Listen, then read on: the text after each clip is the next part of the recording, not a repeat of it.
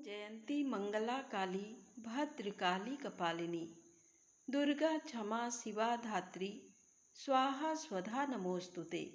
जय माता दी। आप सभी का हमारे YouTube चैनल पर हार्दिक स्वागत है। आज नवरात्रि का 7वां दिन है। नवरात्रि के 7वें दिन माँ कालरात्रि की पूजा अर्चना की जाती है।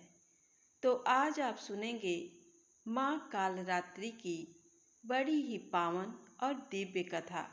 साथ में आप सुनेंगे श्री दुर्गा सप्तशती पाठ अध्याय 12 अध्याय 13। साथ में सुनेंगे श्री दुर्गा कवच अर्गला स्तोत्रम पाठ। तो इन कथाओं को श्रद्धा भाव से पूरा अवश्य सुनिएगा। प्रेम से बोलें कालरात्रि माता की जय हो। नवरात्र के 7वें दिन माँ कालरात्रि का पूजन किया जाएगा। इस दिन साधक का मन सहस्रार चक्र में स्थित होता है। माँ दुष्टों का संहार करती हैं।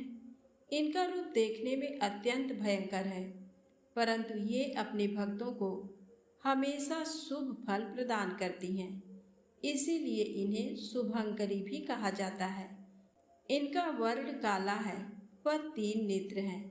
माँ के केस फूले हुए हैं और गले में मुंड की माला धारण करती हैं। ये गर्दभ की सवारी करती हैं।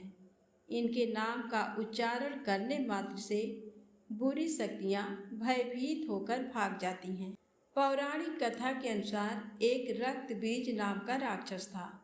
मनुष्य के साथ देवता भी इससे परेशान थे। रक्त बीज दानव की विशेषता ये थी कि जैसे ही उसके रक्त की बूंद धरती पर गिरती तो उसके जैसा एक और दानव बन जाता था। इस राक्षस से परेशान होकर समस्या का हल जानने सभी देवता भगवान शिव के पास पहुँचे। भगवान शिव को ज्ञात था कि इस दानव का अंत माता पार्वती कर सकती हैं। भगवान शिव ने माता से अनुरोध किया। इसके बाद माँ पार्वती ने स्वयं शक्ति व तेज से माँ कालरात्रि को उत्पन्न किया। इसके बाद जब माँ दुर्गा ने दैत्य रक्त बीज का अंत किया और उसके शरीर से निकलने वाले रक्त को माँ कालरात्रि ने जमीन पर गिरने से पहले ही अपने मुख में भर लिया। इस रूप में माँ पार्वती कालरात्रि कहलाईं। माँ कालरात्रि का आराधना मंत्र है ओम जयंती मंगला काली भद्रकाली कपालिनी दुर्गा क्षमा शिवा धात्री स्वाहा स्वधा नमोस्तुते। माँ कालरात्रि का प्रिय भोग है गुड़ व हलवे का। माँ कालरात्रि को भोग लगाना चाहिए। इससे वे प्रसन्न होती हैं और भक्तों की मनोकामना पूर्ण करती हैं। माँ कालरात्रि के पूजा के लिए सुबह 4 से 6 बजे तक का समय उत्तम माना जाता है। इस दिन प्रातः जल्दी स्नान आदि करके माँ की पूजा के लिए लाल रंग के कपड़े पहनने चाहिए। इसके बाद माँ के समक्ष दीपक प्रज्वलित करें। फल फूल मिष्ठान आदि से विधि पूर्वक माँ कालरात्रि का पूजन करें। पूजा के समय मंत्र जाप करना चाहिए। इसके बाद माँ कालरात्रि की आरती करनी चाहिए। इस दिन काली चालीसा, सिद्ध कुंजिका स्तोत्र, अर्गला स्तोत्रम आदि चीज़ों का पाठ करना चाहिए। इसके अलावा सप्तमी की रात्रि में तिल के तेल या सरसों के तेल की अखंड ज्योति भी जलानी चाहिए। आइए जाने माँ काली के उत्पन्न होने की पौराणिक कथा। जगत जननी माँ अम्बा ने राक्षसों का संहार करने के लिए माँ काली का विकराल रूप धारण किया था। उनके इस रूप के पीछे शास्त्रों में बहुत सारी कथाएं प्रचलित हैं। तो आइए जानते हैं माँ के भयानक और ममतामयी स्वरूप की पौराणिक कथा। दारुक नामक राक्षस ने एक बार ब्रह्मा जी को प्रसन्न करने के लिए कड़ी तपस्या की। उससे प्रसन्न होकर ब्रह्मा जी ने उसे वरदान दिया कि उसकी मृत्यु केवल महिला के हाथों से होगी, अन्य कोई भी उसे मार नहीं पाएगा। वो राक्षस ब्रह्मा जी के वरदान का गलत फायदा उठाने लगा और उसने सारे ब्राह्मणों, संतों और देवताओं का जीना मुश्किल कर दिया। उसने अपनी शक्ति से सारे अनुष्ठान बंद करवा दिए और स्वर्ग पर अपना राज्य जमाकर बैठ गया। सारे देवता उससे लड़ने गए पर निराश होकर वापस लौट आए। तब ब्रह्मा जी ने बताया, ये राक्षस सिर्फ किसी स्त्री के हाथों ही मारा जाएगा। तब सारे देवता मिलकर भगवान शिव के पास मदद की गुहार लगाने पहुंचे। दारुक राक्षस के आतंक के बारे में बताया। तब इस समस्या के समाधान के लिए भोलेनाथ ने जगत जननी माँ पार्वती की तरफ देखा और कहा, हे कल्याणी, जगत के हित के लिए और उस दारुक दैत्य के लिए मैं तुमसे प्रार्थना करता हूँ। इतना सुनकर माता पार्वती मुस्कुराई और अपना एक अंश भगवान भोलेनाथ में प्रवेश करवा दिया। माँ भगवती का वो अंश भगवान शिव के गले से अवतरित हुआ। भोलेनाथ ने तभी अपना तीसरा नेत्र खोला और उनके नेत्र के द्वार से माँ ने भयंकर काली का विकराल रूप धारण कर लिया। उनके इस रूप को देखकर देवता व राक्षस वहां से भागने लगे। उनका रूप इतना भयंकर था कि कोई भी उनके सामने टिक नहीं पाया। माँ काली के सिर्फ हुंकार से ही सारे दैत्यों का नाश हो गया।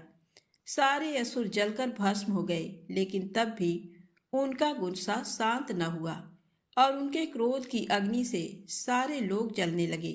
देवताओं ने पुनः भोलेनाथ से मदद मांगी। तब महादेव ने माँ काली के गुस्से को शांत करने के लिए एक बालक का रूप धारण किया।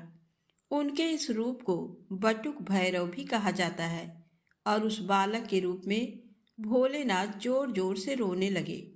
उनके रोने की आवाज माँ काली के कानों में पड़ी। माता ने उस प्यारे से बालक को अपने गले से लगा लिया और तभी माता वापस से अपने सौम्य रूप में आ गई।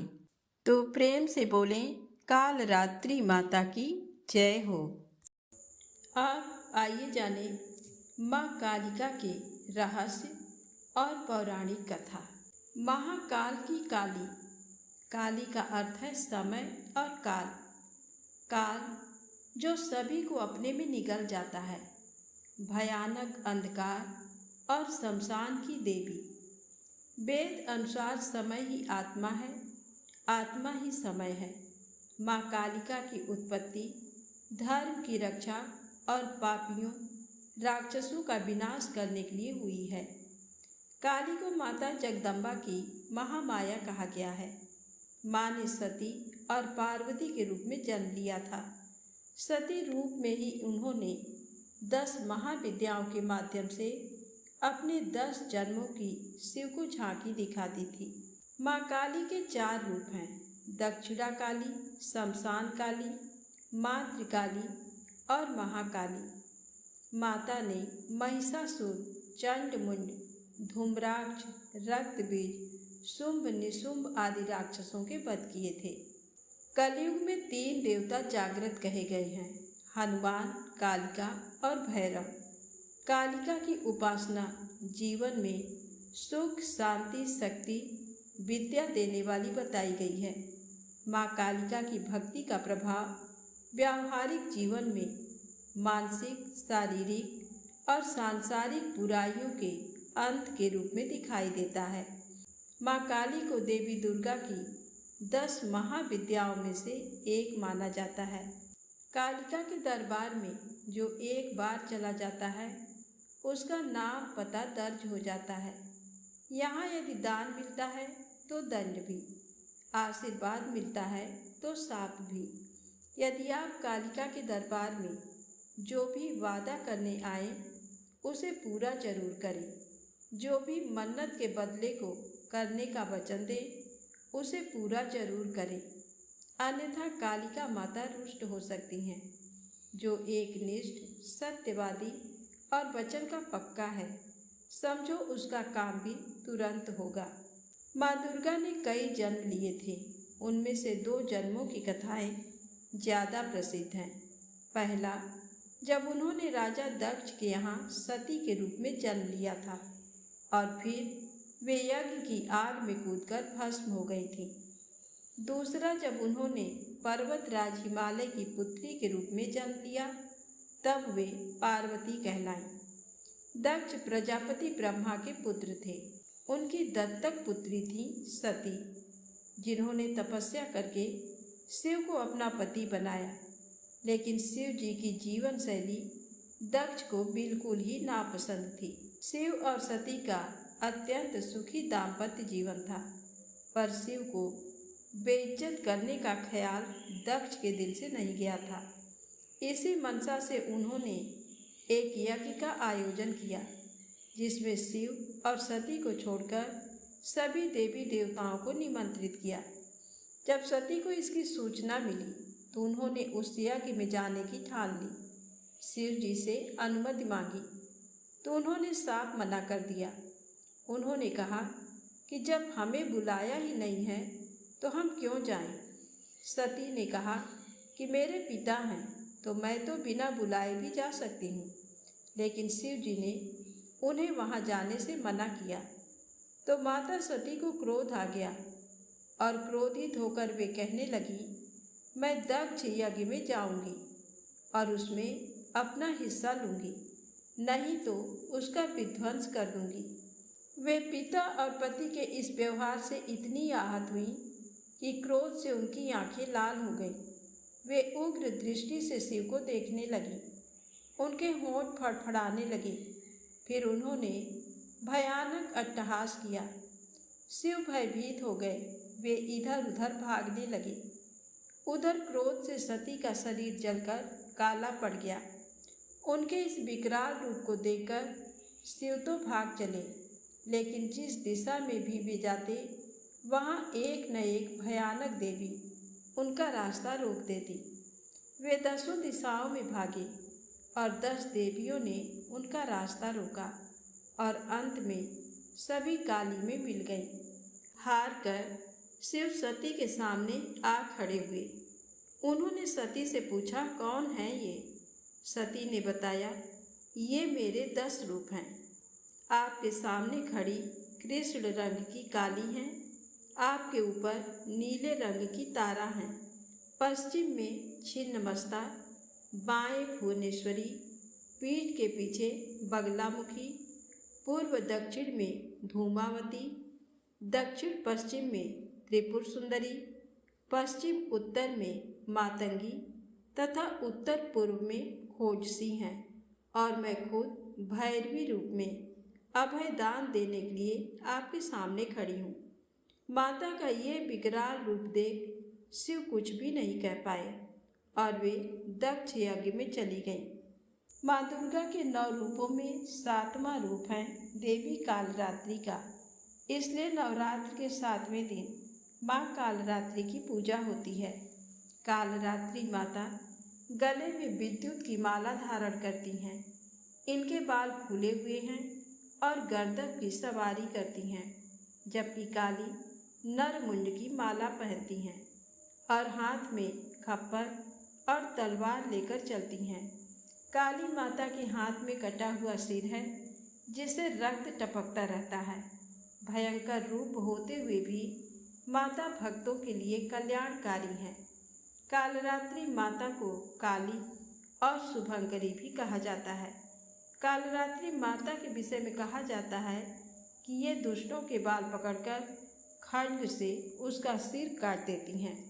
रक्तबीज से युद्ध करते समय माँ काली ने भी इसी प्रकार से रक्तबीज का वध किया था।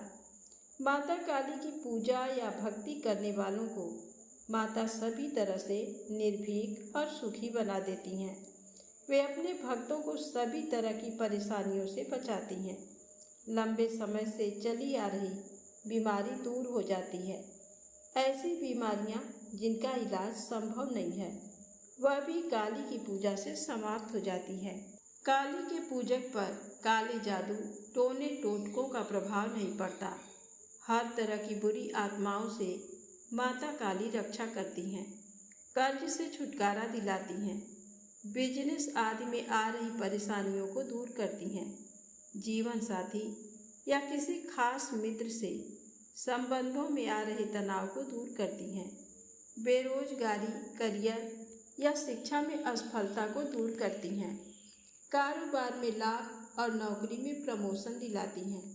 हर रोज कोई न कोई नई मुसीबत खड़ी होती हो तो काली इस तरह की घटनाएं भी रोक देती हैं। शनि राहु की महादशा या अंतरदशा, शनि की साढ़े साती, शनि की ढैया आदि सभी से काली रक्षा करती हैं। पितृदोष और काल सर्प दोष जैसे दोषों को दूर करती हैं। प्रेम से बोलें काल रात्रि माता की जय हो। अब आइए सुने माँ काली से जुड़ी अगली पौराणिक कथा। सुंदरपुर नाम का एक गांव था। उस गांव में काली माता का एक मंदिर था। उस समय वहां आबादी का दूर दूर तक पता नहीं था। चारों तरफ जंगल, झाड़ी और वीराने का इतना गहन साम्राज्य था कि शाम की तरफ उधर को कोई भूले से भी रुख नहीं करता था। यहाँ तक कि मंदिर के पुजारी भी धुंधलका छाने से पहले ही मंदिर में दिया जला, आरती वगैरह के बाद माँ को शयन करा जल्दी से वहाँ से विदा हो जाते। मंदिर के पीछे रेत का एक बड़ा टीला सा हुआ करता था। ठीक उसी से सटकर पहले गंगा जी बहती थी। मंदिर के उत्तर पश्चिम में एक बड़ी नहर है। इसी नहर के उत्तर तरफ 20-25 घरों का वो गांव आबाद था। उसी बस्ती के रहने वाले थे उपाध्याय जी।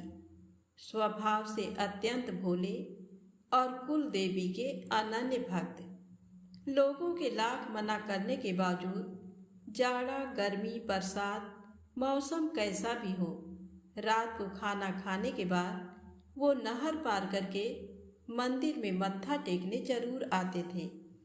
ऐसे ही पूस की एक सर्द रात थी। वातावरण में गहरी धुंध छाई हुई थी। चूंकि उस समय घड़ी का उतना चलन नहीं था, सो उपाध्याय जी घर पर खाने के बाद डेरे पर चले आए गायों की देखभाल के लिए। वहाँ उस दिन उन्हें कुछ ज़्यादा ही देर हो गई। आसमान में कोहरे की वजह से चांद दिखा नहीं, सो समय का ठीक ठाक अंदाजा नहीं लगा पाए और शरीर पर कंबल डाले रोज की तरह मंदिर की ओर बढ़ चले। चूँकि उस समय नहर में पानी घुटनों से ज़्यादा नहीं होता था, तो पार करने में ज़्यादा परेशानी नहीं होती थी। जाड़े की उस रात जब वो मंदिर के पास पहुँचे, दूर दूर तक सन्नाटा भाए भाए कर रहा था। एक पल को उनका शरीर भय के मारे गनगना गया। आंखें अनायास मुद गई। थोड़ी ही देर में उन्हें आभास हुआ कि उनके इर्द गिर्द कई सारे लोगों का जमावड़ा हो चुका है, जो आहिस्ते आहिस्ते उन्हें अपने घेरे में लेने के लिए अपना घेरा तंग कर रहे हैं। हे माँ, क्या आज की रात तुम्हारे धाम पर ही मेरी जीवन लीला समाप्त हो जाएगी? उन्होंने मन ही मन माँ से गुहार लगाई और तब जबकि लगा कि वो दुष्ट आत्माएं बस उन्हें दबोचने ही वाली हैं, अचानक मंदिर के अंदर रखे हुए नगाड़े अनायास जोर जोर से बजने लगे। उपाध्याय जी चौंके। रात के इस वक्त मंदिर में कौन बैठा है नगाड़ा बजाने के लिए? तभी उन्होंने अपनी आंखें खोल दी। आसपास किसी का नामो निशान तक नहीं था। सहसा उनकी नज़र मंदिर के द्वार की ओर उठी। फाटक चौपट खुला था और उसमें से साक्षात कुलदेवी बाहर आ रही थी। क्यों रे, यही समय मिला है तुझे मेरे पास आने का? जानता नहीं कि ये मेरे शयन का समय है? अभी मुझे थोड़ी सी भी देर हो जाती तो तू जिंदा नहीं रहता। फिर कल को लोग यही कहते कि देवी माँ का इतना भक्त बनता था और उन्हीं के धाम पर उसके प्राण ना बच पाए। माई, ये तो मेरा रोज का नियम है, आज कैसे नागा कर देता।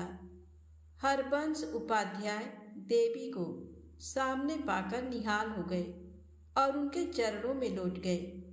देवी ने कहा, पगले, रोज से आज ज्यादा देर कर दिया है तूने। अभी आधी रात का समय हो चला है। पंडित जी ने कहा, माई, गलती हो गई। मुझे समय का पता नहीं चला, पर क्या करूं? जब तक आपके दर्शन नहीं कर लेता मुझे संतोष ही नहीं मिलता। माता ने कहा, जानती हूँ रे, इसीलिए तो पहली बार किसी के सामने साक्षात आई हूँ। पर तू भी ये मूर्खता छोड़ दे। पंडित जी ने कहा, माई, ये तो मेरी भक्ति है। देवी ने कहा, निस्संदेह तुम्हारी भक्ति उत्कृष्ट है, इसीलिए तो कह रही हूँ। अब आज के बाद तुझे रात में यहाँ आने की आवश्यकता नहीं है। तू घर से ही मुझे प्रणाम कर लेना, मैं स्वीकार कर लूँगी। जब दर्शन का जी चाहे दिन में आ जाना मेरे पास। चल, अब तुझे घर छोड़ दूँ। उपाध्याय जी ने कहा, माई क्षमा, आपने मुझे साक्षात दर्शन दे दिए। जीवन धन्य हो गया मेरा। अब आपको कष्ट देकर मुझे नर्क नहीं जाना। आप वापस मंदिर में जाएं, मैं स्वयं घर चला जाऊंगा। हरबंस ने हाथ जोड़ लिए। देवी ने कहा, तू चुपचाप चल, मैं तुझे घर छोड़कर ही आऊंगी। फिर आगे आगे कुलदेवी और पीछे हरबंस उपाध्याय दोनों नहर के पास पहुंचे ही थे कि हरबंस का शरीर झनझना गया। सामने से सफेद धोती और खड़ाऊ पहने एक वृद्ध आदमी आ रहे थे। उन्होंने आगे बढ़कर कुलदेवी के चरण स्पर्श किए और कहा, ये आपको कहाँ से मिल गया माई? फिर कुलदेवी ने सारी बात बता दी। हरबंस ने आगे बढ़कर वृद्ध के चरणों में माथा पटक दिया। आप कौन है देवता? मैंने पहचाना नहीं। तब कुलदेवी माँ ने बताया, अरे यही तो हैं तुम्हारे गांव के देवता। हाँ, कभी देखे नहीं तो पहचानोगे कैसे? रात के पहर जब मेरा शयन का समय होता है, ये पूरे गांव क्षेत्र का भ्रमण करते हैं ताकि कुछ अनिष्ट ना हो। वृद्ध मुस्कुराए, माई, अब आप अपने धाम पर जाएं, मैं इसे गांव तक छोड़कर आता हूँ। हरबंस उपाध्याय के जैसे भाग्य उदय हुए थे। माई के चरणों में देर तक पड़े अश्रु बहाते रहे। फिर ग्राम देवता के साथ गांव की सीमा पर आए। तब ग्राम देवता ने कहा, अब तू घर जा हरबंस। जब भी मन से याद करेगा हम लोग तुम्हारे पास होंगे, लेकिन अंधियारी रात में अपने प्राणों को संकट में डाल हम लोगों के पास आने की गलती दोबारा मत करना। हरबंस ने कहा, बाबा, जब आप और माई साथ हैं तो मुझे क्या सोचना, और हाथ जोड़ लिए। तब ग्राम देवता ने कहा, इसी निर्दोष विश्वास ने तो तुम्हारी रक्षा की है बच्चे, लेकिन इसका ये अर्थ तो नहीं है कि तू अपने प्राण जानबूझकर संकट में डाले। मनुष्य को विधाता ने इसीलिए विवेकशील बनाया है ताकि वो उचित अनुचित का भेद कर सके। समयानुकूल आचरण सबको करना चाहिए। तुम्हारी आस्था प्रशंसनीय है, इसीलिए कहता हूँ, रात बिरात या खराब मौसम में अपने घर से ही याद कर लेना हम सबको। बाकी जब जी चाहे चले आना। ऐसा कहकर ग्राम देवता गांव की सीमा से लौट चले। उस घटना के बाद हरबंस उपाध्याय की जीवन धारा ही बदल गई। कुल देवी और ग्राम देवता की सीख का ही फल था कि उन्होंने फिर जीवन के किसी भी क्षेत्र में कुछ भी गलत निर्णय नहीं लिया। तो प्रेम से बोले, माता रानी की जय हो, अम्बे मात की जय हो, काली मैया की जय हो। नवरात्र के 7वें दिन सुने श्री दुर्गा सप्तशती अध्याय 12 अध्याय 13 का पाठ। और उससे पहले आप सुनेंगे श्री दुर्गा कवच और अर्गला स्तोत्रम पाठ। इस पाठ को सुनने मात्र से समस्त मनोकामनाएं पूर्ण होती हैं, आदि व्याधियां नष्ट हो जाती हैं। इस पाठ से शरीर के समस्त अंगों की रक्षा होती है। ये अत्यंत गोपनीय पाठ है। इसे पूरी पवित्रता से किया जाना चाहिए। देवी दुर्गा कवच का पाठ नवरात्रि में चमत्कारी लाभ देता है। ओम नमः चंडिकाय। मार्कंडेय जी ने कहा, हे पितामह, जो इस संसार में परम गोपनीय तथा मनुष्यों की सब प्रकार से रक्षा करने वाला है और जो अब तक आपने दूसरे किसी के सामने प्रकट नहीं किया हो, ऐसा कोई साधन मुझे बताइए। ब्रह्मा जी ने कहा, हे ब्राह्मण, ऐसा साधन तो एक देवी का कवच ही है, जो गोपनीय से भी परम गोपनीय, पवित्र तथा संपूर्ण प्राणियों का उपकार करने वाला है। महामुने, उसे श्रवण करो। प्रथम नाम शैलपुत्री है, दूसरी मूर्ति का नाम ब्रह्मचारिणी है, तीसरा स्वरूप चंद्रघंटा के नाम से प्रसिद्ध है, चौथी मूर्ति को कूष्मांडा कहते हैं, पांचवी दुर्गा का नाम स्कंद माता है, देवी के छठे रूप को कात्यायनी कहते हैं, सातवां कालरात्रि और आठवां स्वरूप महागौरी के नाम से प्रसिद्ध है, नवीं दुर्गा का नाम सिद्धिदात्री है। ये सब नाम सर्वज्ञ महात्मा वेद भगवान के द्वारा ही प्रतिपादित हुए हैं। जो मनुष्य अग्नि में जल रहा हो, रणभूमि में शत्रुओं से घिर गया हो, विषम संकट में फंस गया हो तथा इस प्रकार भय से आतुर होकर जो भगवती दुर्गा की शरण में प्राप्त हुए हों, उनका कभी कोई अमंगल नहीं होता। युद्ध समय संकट में पड़ने पर भी उनके ऊपर कोई विपत्ति नहीं दिखाई देती। उनको शोक, दुख और भय की प्राप्ति नहीं होती। जिन्होंने भक्तिपूर्वक देवी का स्मरण किया है, उनका निश्चय ही अभ्युदय होता है। देवेश्वरी, जो तुम्हारा चिंतन करते हैं, उनकी तुम निसंदेह रक्षा करती हो। चामुंडा देवी प्रेत पर आरूढ़ होती हैं, वाराही भैंसे पर सवारी करती हैं, ऐन्द्री का वाहन ऐरावत हाथी है, वैष्णवी देवी गरुड़ पर ही आसन जमाती हैं, माहेश्वरी वृषभ पर आरूढ़ होती हैं, कौमारी का वाहन मयूर है, भगवान विष्णु की प्रियतमा लक्ष्मी देवी कमल के आसन पर विराजमान है और हाथों में कमल धारण किए हुए हैं। वृषभ पर आरूढ़ ईश्वरी देवी ने श्वेत रूप धारण कर रखा है। ब्राह्मी देवी हंस पर बैठी हुई हैं और सब प्रकार के आभूषणों से विभूषित हैं। इस प्रकार ये सभी माताएं सब प्रकार की योग शक्तियों से संपन्न हैं। इनके सिवा और भी बहुत सी देवियां हैं जो अनेक प्रकार के आभूषणों की शोभा से युक्त तथा नाना प्रकार के रत्नों से सुशोभित हैं। ये संपूर्ण देवियां क्रोध में भरी हुई हैं और भक्तों की रक्षा के लिए रथ पर बैठी दिखाई देती हैं। ये शंख, चक्र, गदा, शक्ति, हल और मूसल, खेटक और तोमर, परशु तथा पास, कुंत और त्रिशूल एवं उत्तम सारंग, धनुष आदि अस्त्र शस्त्र अपने हाथ में धारण करती हैं। दैत्यों के शरीर का नाश करना, भक्तों को अभय दान देना और देवताओं का कल्याण करना, यही उनके शस्त्र धारण का उद्देश्य है।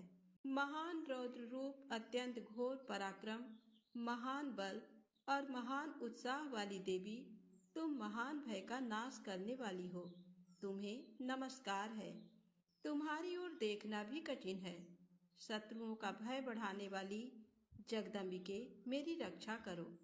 पूर्व दिशा में ऐन्द्री, इंद्र शक्ति मेरी रक्षा करें। अग्निकोण में अग्नि शक्ति, दक्षिण दिशा में वाराही तथा नैऋत्य कोण में खड्गधारिणी मेरी रक्षा करें। पश्चिम दिशा में वारुणी और वायव्य कोण में मृग पर सवारी करने वाली देवी मेरी रक्षा करें। उत्तर दिशा में कौमारी और ईशान कोण में शूलधारिणी देवी रक्षा करें।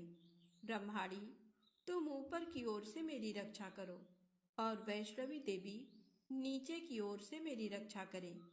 इसी प्रकार शव को अपना वाहन बनाने वाली चामुंडा देवी दसों दिशाओं में मेरी रक्षा करें। जया आगे से और विजया पीछे की ओर से मेरी रक्षा करें। वाम भाग में अजिता और दक्षिण भाग में अपराजिता रक्षा करें। उद्योतनी शिखा की रक्षा करें। उमा मेरे मस्तक पर विराजमान होकर रक्षा करें। ललाट में माला धरी रक्षा करें और यशस्विनी देवी मेरी भौहों का संरक्षण करें। भौहों के मध्य भाग में त्रिनेत्रा और नथुनों की यम घंटा देवी रक्षा करें। नासिका में सुगंधा और ऊपर के ओंठ में चर्चिका देवी रक्षा करें। नीचे के ओठ में अमृत कला तथा जिह्वा में सरस्वती रक्षा करें। कौमारी दांतों की और चंडिका कंठ प्रदेश की रक्षा करें। चित्र घंटा गले की घाटी और महामाया तालु में रहकर रक्षा करें। कामाक्षी ठोड़ी की और सर्वमंगला मेरी वाणी की रक्षा करें। भद्रकाली ग्रीवा में और धनुर्धरी मेरुदंड में रहकर रक्षा करें। कंठ के बाहरी भाग में नीलग्रीवा और कंठ की नली में नलकूबरी रक्षा करें। दोनों कंधों में खड्गनी और मेरी दोनों भुजाओं की वज्रधारणी रक्षा करें। दोनों हाथों में दंडनी और उंगलियों में अंबिका रक्षा करें। शूलेश्वरी नखों की रक्षा करें। कुलेश्वरी कुक्ष पेट में रहकर रक्षा करें। महादेवी दोनों स्तनों की और शोक विनाशिनी देवी मन की रक्षा करें। ललिता देवी हृदय में और शूल धारणी उदर में रहकर रक्षा करें। नाभि में कामिनी और गुह्य भाग की गुह्येश्वरी रक्षा करें। पूतना और कामिका लिंग की और महिषवाहिनी गुदा की रक्षा करें। भगवती कटिभाग में और विंध्यवासिनी घुटनों की रक्षा करें। संपूर्ण कामनाओं को देने वाली महाबला देवी दोनों पिंडलियों की रक्षा करें। नारसिंही दोनों घुट्टियों की और तेजसी देवी दोनों चरणों के पृष्ठ भाग की रक्षा करें। श्री देवी पैरों की उंगलियों में और तलवासिनी पैरों के तलुओं में रहकर रक्षा करें। अपनी दाढ़ों के कारण भयंकर दिखाई देने वाली दंष्ट्रा कराली देवी नखों की और ऊर्ध्वकेशिनी देवी केशों की रक्षा करें। रोमावलियों के छिद्रों में कौबेरी और त्वचा की बागीश्वरी देवी रक्षा करें। पार्वती देवी रक्त मज्जा वसा मांस हड्डी और मेद की रक्षा करें। आंतों की कालरात्रि और पित्त की मुकुटेश्वरी रक्षा करें। मूलाधार आदि कमल कोशों में पद्मावती देवी और कप में चूड़ामणि देवी स्थित होकर रक्षा करें। नख के तेज की ज्वालामुखी रक्षा करें। जिसका किसी भी अस्त्र से भेदन नहीं हो सकता, वह अभेद्या देवी शरीर की समस्त संधियों में रहकर रक्षा करें। ब्रह्माणी आप मेरे वीर की रक्षा करें। छत्रेश्वरी छाया की तथा धर्मचारिणी देवी मेरे अहंकार मन और बुद्धि की रक्षा करें। हाथ में वज्र धारण करने वाली वज्रहस्ता देवी मेरे प्राण अपान व्यान उदान और समान वायु की रक्षा करें।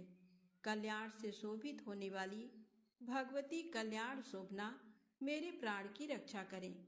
रस रूप गंध शब्द और स्पर्श इन विषयों का अनुभव करते समय योगिनी देवी रक्षा करें तथा सत्व गुण रजोगुण और तमोगुण की रक्षा सदा नारायणी देवी करें।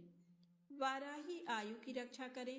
वैष्णवी धर्म की रक्षा करें तथा चक्रिणी चक्र धारण करने वाली देवी यश कीर्ति लक्ष्मी धन तथा विद्या की रक्षा करें। इंद्राणी आप मेरे गोत्र की रक्षा करें। चंडिके तुम मेरे पशुओं की रक्षा करो। महालक्ष्मी मेरे पुत्रों की रक्षा करें और भैरवी मेरी पत्नी की रक्षा करें। मेरे पद की सुपथा तथा मार्ग की क्षेमकरी रक्षा करें। राजा के दरबार में महालक्ष्मी रक्षा करें तथा सब और व्याप्त रहने वाली विजया देवी संपूर्ण भयों से मेरी रक्षा करें। देवी जो स्थान कवच में नहीं कहा गया है, रक्षा से रहित है, वह सब तुम्हारे द्वारा सुरक्षित हो, क्योंकि तुम विजयशालिनी और पाप नाशनी हो।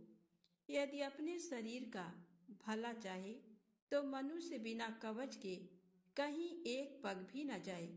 कवच का पाठ करके ही यात्रा करें। कवच के द्वारा सब ओर से सुरक्षित मनुष्य जहाँ जहाँ भी जाता है, वहाँ वहाँ उसे धन लाभ होता है। तथा संपूर्ण कामनाओं की सिद्धि करने वाली विजय की प्राप्ति होती है। वह जिस जिस अभिष्ट वस्तु का चिंतन करता है उसको निश्चय ही प्राप्त कर लेता है। वह पुरुष इस पृथ्वी पर तुलना रहित महान ऐश्वर्य का भागी होता है। कवच से सुरक्षित मनुष्य निर्भय हो जाता है। युद्ध में उसकी पराजय नहीं होती तथा वह तीनों लोकों में पूजनीय होता है। देवी का ये कवच देवताओं के लिए भी दुर्लभ है। जो प्रतिदिन नियम पूर्वक तीनों संध्याओं के समय श्रद्धा के साथ इसका पाठ करता है उसे दैवी कला प्राप्त होती है तथा वह तीनों लोकों में कहीं भी पराजित नहीं होता। इतना ही नहीं, वह अपमृत्यु रहित हो 100 से भी अधिक वर्षों तक जीवित रहता है। मकड़ी, चेचक और कोढ़ आदि उसकी संपूर्ण व्याधियां नष्ट हो जाती हैं। कनेर, भांग, अफीम, धतूरे आदि का स्थावर विष, सांप और बिच्छू आदि के काटने से चढ़ा हुआ जंगम विष तथा अहिफेन और तेल के संयोग आदि से बनने वाला कृत्रिम विष, ये सभी प्रकार के विष दूर हो जाते हैं और उनका कोई असर नहीं होता। इस पृथ्वी पर मारण, मोहन आदि जितने भी आभिचारिक प्रयोग होते हैं तथा इस प्रकार के मंत्र यंत्र होते हैं, वे सब इस कवच को हृदय में धारण कर लेने पर उस मनुष्य को देखते ही नष्ट हो जाते हैं। ये ही नहीं, पृथ्वी पर विचरने वाले ग्राम देवता, आकाशचारी देव, जल के संबंध से प्रकट होने वाले गण, उपदेश मात्र से सिद्ध होने वाले निम्न कोटि के देवता, अपने जन्म से साथ प्रकट होने वाले देवता, कुल देवता, माला, कंठमाला आदि, डाकिनी, साकिनी, अंतरिक्ष में विचरण करने वाली अत्यंत बलवती भयानक डाकिनियां, ग्रह, भूत, पिशाच, यक्ष, गंधर्व, राक्षस, ब्रह्म राक्षस, बेताल, कूष्मांड और भैरव आदि अनिष्ट कारक देवता भी हृदय में कवच धारण किए रहने पर उस मनुष्य को देखते ही भाग जाते हैं। कवचधारी पुरुष को राजा से समान वृद्धि प्राप्ति होती है। ये कवच मनुष्य के तेज की वृद्धि करने वाला और उत्तम है। कवच का पाठ करने वाला पुरुष अपनी कीर्ति से विभूषित भूतल पर अपने सुयश के साथ साथ वृद्धि को प्राप्त होता है। जो पहले कवच का पाठ करके उसके बाद सप्तशती चंडी का पाठ करता है, उसकी जब तक वन, पर्वत और कानों सहित ये पृथ्वी टिकी रहती है, तब तक यहाँ पुत्र, पौत्र आदि संतान परंपरा बनी रहती है। देह का अंत होने पर वह पुरुष भगवती महामाया के प्रसाद से नित्य परम पद को प्राप्त होता है, जो देवताओं के लिए भी दुर्लभ है। वह सुंदर दिव्य रूप धारण करता है और कल्याणमय शिव के साथ आनंद का भागी होता है। प्रेम से बोले माता रानी की जय हो। अब आइए सुने अर्गला स्तोत्र पाठ। इस स्तोत्र का पाठ नवरात्रि के अलावा देवी पूजन या सप्तशती पाठ के साथ भी किया जाता है। इसे आप प्रतिदिन के पूजा में भी कर सकते हैं। ओम अस्य श्री अर्गला स्तोत्र मंत्रस्य विष्णु ऋषि अनुष्टप छंद श्री महालक्ष्मी देवता श्री जगदम्बा प्रीतये सप्तशती पाठांगत्वेन जपे विनियोग। ओम जयंती मंगला काली भद्रकाली कपालिनी दुर्गा क्षमा शिवा धात्री स्वाहा स्वधा नमोस्तुते। ओम चंडिका देवी को नमस्कार है। मार्कंडेय जी कहते हैं, जयंती मंगला काली भद्र काली कपालिनी दुर्गा क्षमा शिवा धात्री स्वाहा और स्वधा, इन नामों से प्रसिद्ध जगदम्बिके तुम्हें मेरा नमस्कार हो। देवी चामुंडे तुम्हारी जय हो। संपूर्ण प्राणियों की पीड़ा हरने वाली देवी तुम्हारी जय हो। सब में व्याप्त रहने वाली देवी तुम्हारी जय हो। कालरात्रि तुम्हें नमस्कार है।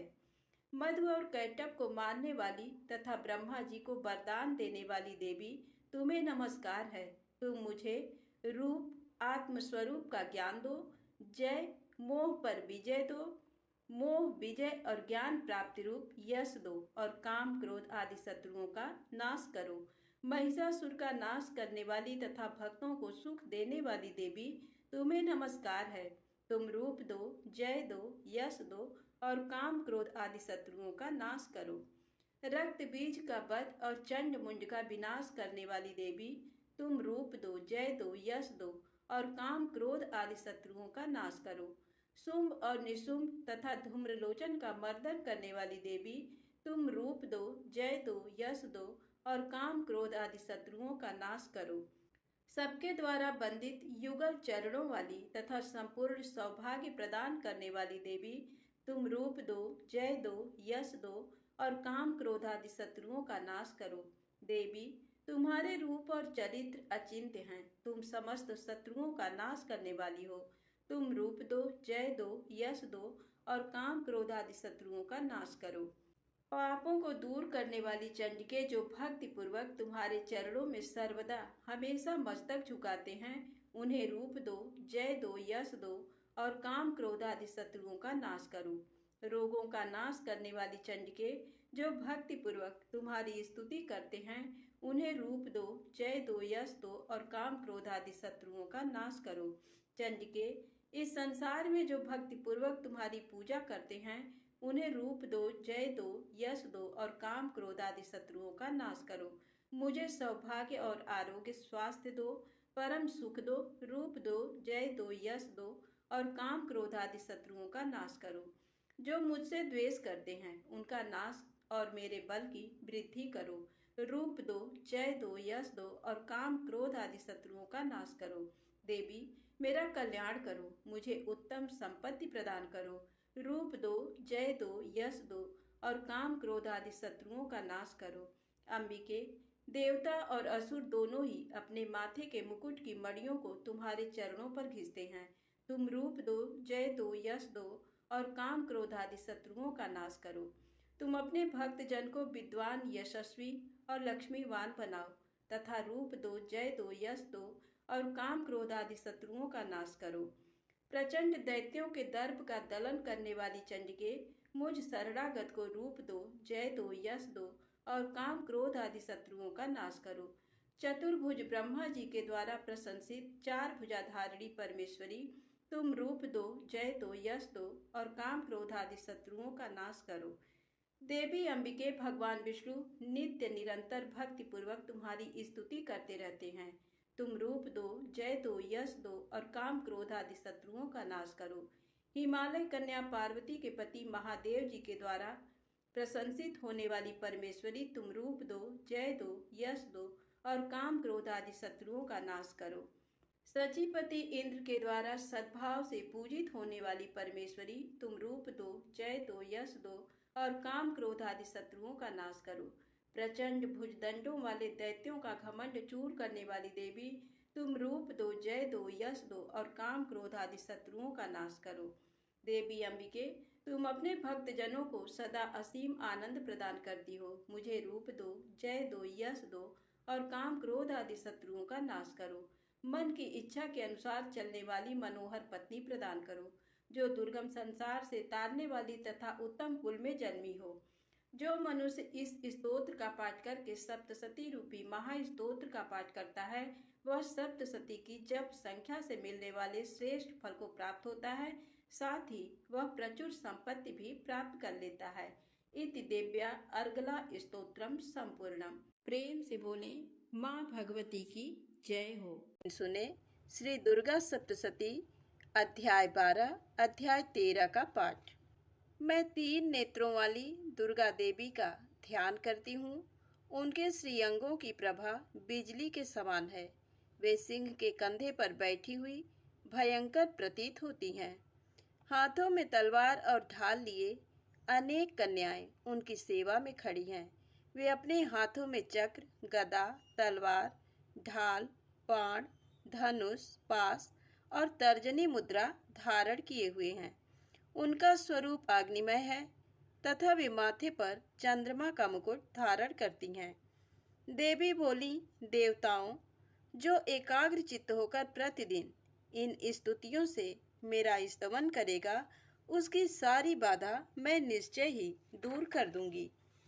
जो मधुकैटभ का नाश, महिषासुर का वध तथा शुंभ निशुंभ के संहार के प्रसंग का पाठ करेंगे तथा अष्टमी, चतुर्दशी और नवमी को भी जो एकाग्र चित्त हो भक्ति पूर्वक मेरे उत्तम महात्म का श्रवण करेंगे, उन्हें कोई पाप नहीं छू सकेगा।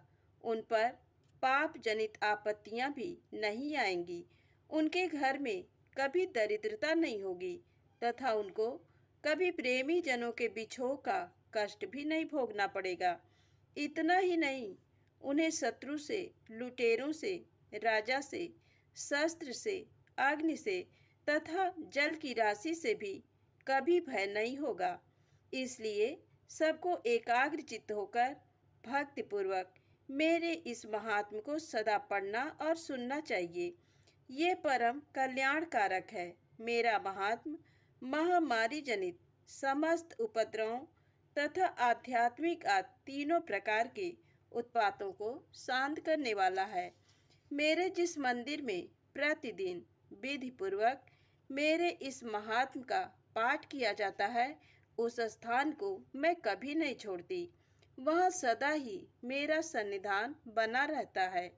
बलिदान, पूजा, होम तथा महोत्सव के अवसरों पर मेरे इस चरित्र का पूरा पूरा पाठ और श्रवण करना चाहिए। ऐसा करने पर मनुष्य विधि को जानकर या बिना जाने भी मेरे लिए जो बलि, पूजा या होम आदि करेगा, उसे मैं बड़ी प्रसन्नता के साथ ग्रहण करूंगी। शरद काल में जो वार्षिक महापूजा की जाती है, उस अवसर पर जो मेरे इस महात्म को भक्तिपूर्वक सुनेगा, वह मनुष्य मेरे प्रसाद से सब बाधाओं से मुक्त तथा धन, धान्य एवं पुत्र से संपन्न होगा। इसमें तनिक भी संदेह नहीं है। मेरे इस महात्म, मेरे प्रादुर्भाव की सुंदर कथाएं तथा युद्ध में किए हुए मेरे पराक्रम सुनने से मनुष्य निर्भय हो जाता है। मेरे महात्म का श्रवण करने वाले पुरुषों के शत्रु नष्ट हो जाते हैं, उन्हें कल्याण की प्राप्ति होती तथा उनका कुल आनंदित रहता है। सर्वत्र शांति कर्म में बुरे स्वप्न दिखाई देने पर तथा ग्रह जनित भयंकर पीड़ा उपस्थित होने पर मेरा महात्म श्रवण करना चाहिए। इससे सब विघ्न तथा भयंकर ग्रह पीड़ाएं शांत हो जाती हैं और मनुष्यों द्वारा देखा हुआ दुःस्वप्न शुभ स्वप्न में परिवर्तित हो जाता है। बाल ग्रहों से आक्रांत हुए बालकों के लिए ये महात्म शांतिकारक है तथा मनुष्यों के संगठन में फूट होने पर ये अच्छी प्रकार मित्रता कराने वाला होता है। ये महात्म समस्त दुराचारियों के बल का नाश कराने वाला है। इसके पाठ मात्र से राक्षसों, भूतों और पिशाचों का नाश हो जाता है। मेरा ये सब महात्म मेरे सामीप्य की प्राप्ति कराने वाला है। पशु, पुष्प, अर्घ्य, धूप, दीप, गंध आदि उत्तम सामग्रियों द्वारा पूजन करने से, ब्राह्मणों को भोजन कराने से, होम करने से, प्रतिदिन अभिषेक करने से, नाना प्रकार के अन्य भोगों का अर्पण करने से तथा दान देने आदि से 1 वर्ष तक जो मेरी आराधना की जाती है और उससे मुझे जितनी प्रसन्नता होती है, उतनी प्रसन्नता मेरे इस उत्तम चरित्र का एक बार श्रवण करने मात्र से हो जाती है। ये महात्म श्रवण करने पर पापों को हर लेता और आरोग्य प्रदान करता है। मेरे प्रादुर्भाव का कीर्तन समस्त भूतों से रक्षा करता है तथा मेरा युद्ध विषयक चरित्र दुष्ट दैत्यों का संहार करने वाला है। इसके श्रवण करने पर मनुष्यों को शत्रु का भय नहीं रहता। देवताओं, तुमने और ब्रह्मर्षियों ने जो मेरी स्तुतियां की है तथा ब्रह्मा जी ने जो स्तुतियां की हैं, वे सभी कल्याणमयी बुद्धि प्रदान करती हैं। वन में, सूने मार्ग में अथवा दावानल से घिर जाने पर, निर्जन स्थान में लुटेरों के दांव में पड़ जाने पर या शत्रुओं से पकड़े जाने पर अथवा जंगल में सिंह, व्याघ्र या जंगली हाथियों के पीछा करने पर, कुपित राजा के आदेश से वध या बंधन के स्थान में ले जाए जाने पर अथवा महासागर में नाव पर बैठने के बाद भारी तूफान से नाव के डगमग होने पर और अत्यंत भयंकर युद्ध में शस्त्रों का प्रहार होने पर अथवा वेदना से पीड़ित होने पर किंबहुना सभी भयानक बाधाओं के उपस्थित होने पर जो मेरे इस चरित्र का स्मरण करता है वह मनुष्य संकट से मुक्त हो जाता है। मेरे प्रभाव से सिंह आदि हिंसक जंतु नष्ट हो जाते हैं तथा लुटेरे और शत्रु भी मेरे चरित्र का स्मरण करने वाले पुरुष से दूर भागते हैं।